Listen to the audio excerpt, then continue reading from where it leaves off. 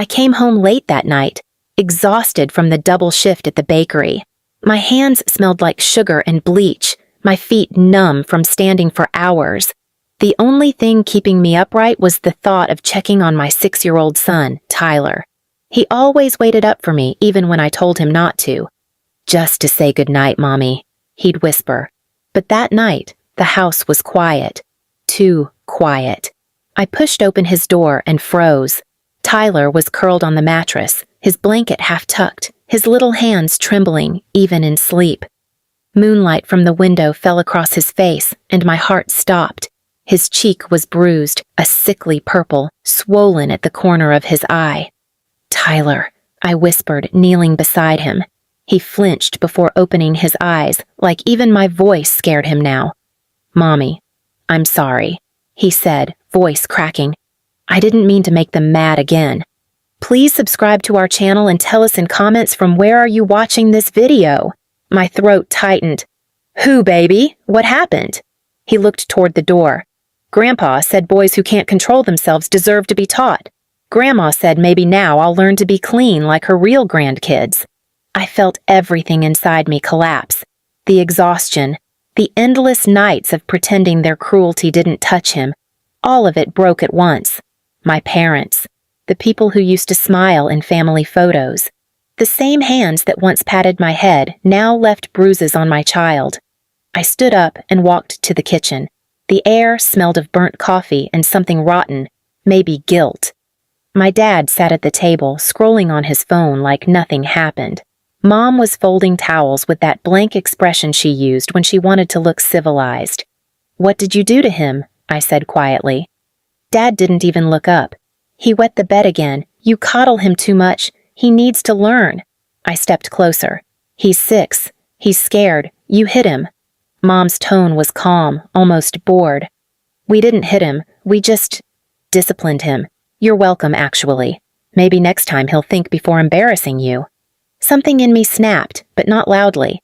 It was a silent break, the kind that changes your entire body from the inside. "You think bruising a child is discipline?" I whispered. Dad chuckled. "You were worse. You turned out fine. Maybe you should thank us for raising you strong." I looked at them both, the smugness, the pride, the absence of shame, and realized this was the same house that raised me to believe pain was normal, that if you cried, you were weak, that love was earned only through obedience. But now it wasn't about me. It was about Tyler. When I walked back to his room, he'd fallen asleep again, clutching his stuffed bear like it was his last piece of safety. I sat beside him, brushing the hair from his forehead. My tears fell quietly onto the blanket, and I whispered, "You'll never sleep scared again. I swear it." Behind me, I heard my parents laughing from the living room. That same cruel laughter that always followed someone else's pain. It used to scare me. Now it didn't. It sounded like the start of something I'd been waiting for my whole life. That night, I didn't sleep.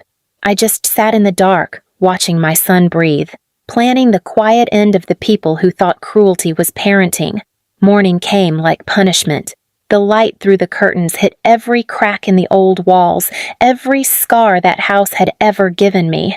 I didn't wake from sleep. I never slept. Tyler stirred beside me, his little face pressed against my arm, whispering my name in half dreams. I told him everything was okay, even though I didn't believe it yet. Down the hallway, the smell of bacon filled the air, my parents' idea of peace after violence. I walked in. Mom was humming. Dad sat reading the newspaper, glasses halfway down his nose. They looked like the picture of normalcy, the kind strangers wave to on the street. Mom glanced at me. "You look terrible. Maybe if you disciplined that boy, we wouldn't have had to." I didn't answer. I just made a cup of coffee, hands steady, voice calm. They didn't deserve my rage.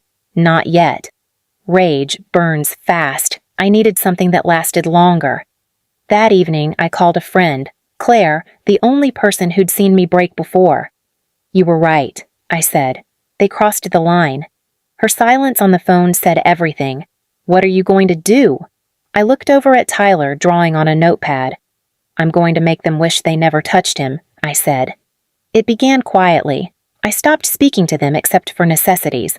I started packing things, little by little, boxes I labeled as old clothes, extra linens, winter stuff. They didn't notice. They never noticed anything that didn't serve them.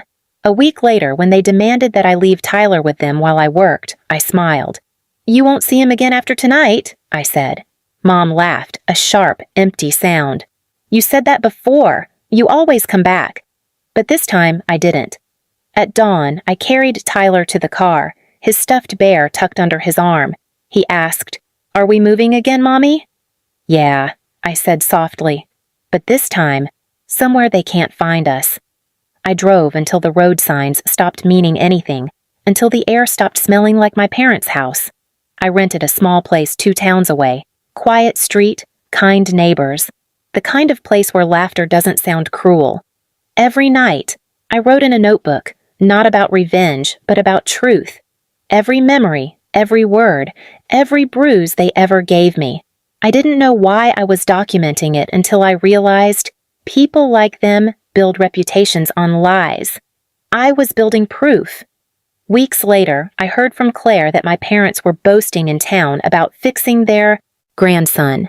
They said I'd overreacted, that I was unstable. They laughed in public about how soft-hearted I'd become. So I let them keep laughing. I mailed every page of that notebook to every church committee, neighborhood board, and business group they were part of. Every lie they'd built their image on crumbled within days.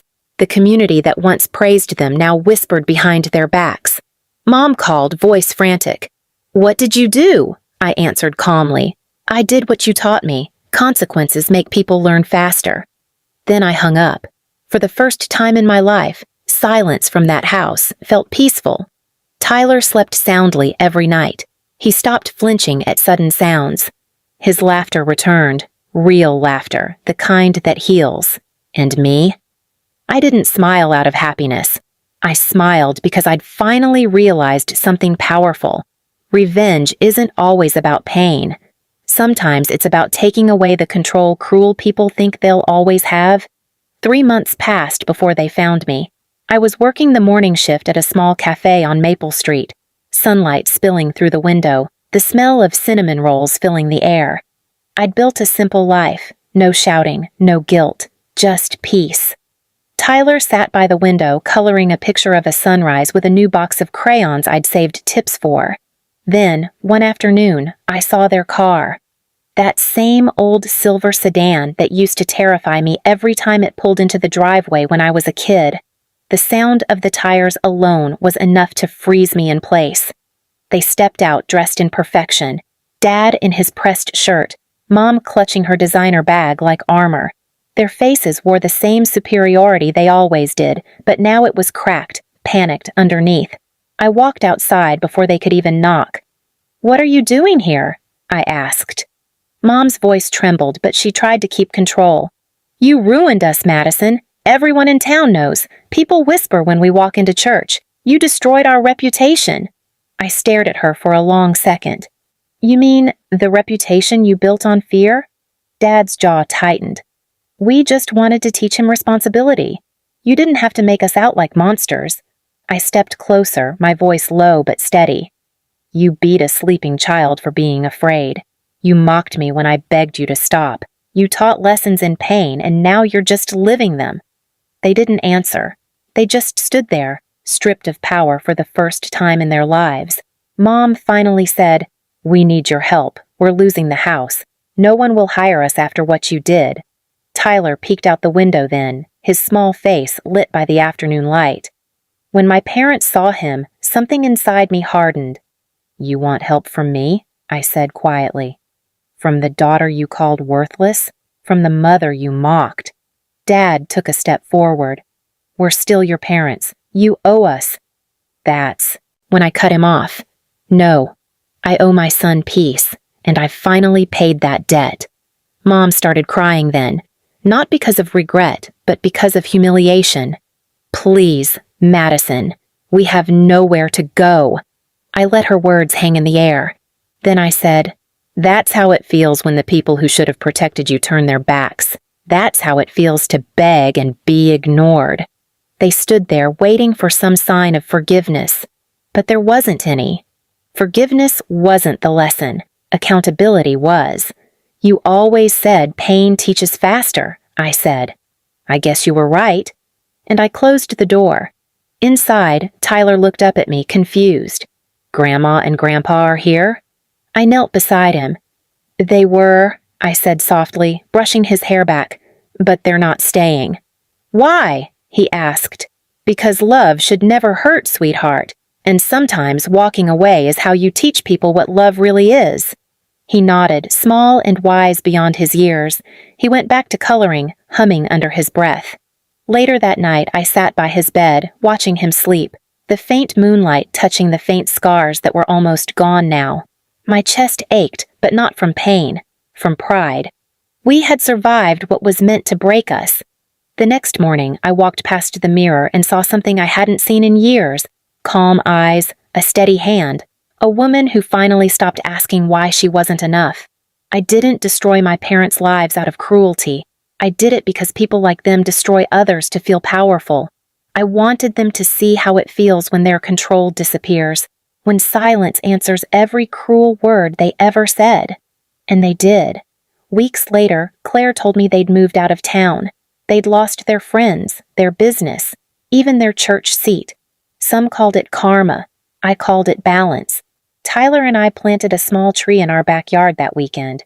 He said it was for new beginnings. As the sun set, he whispered, "Mommy, it's not scary anymore." I smiled. "It's not supposed to be, honey." For the first time, I believed it. Please subscribe to our channel and tell us in comments from where are you watching this video.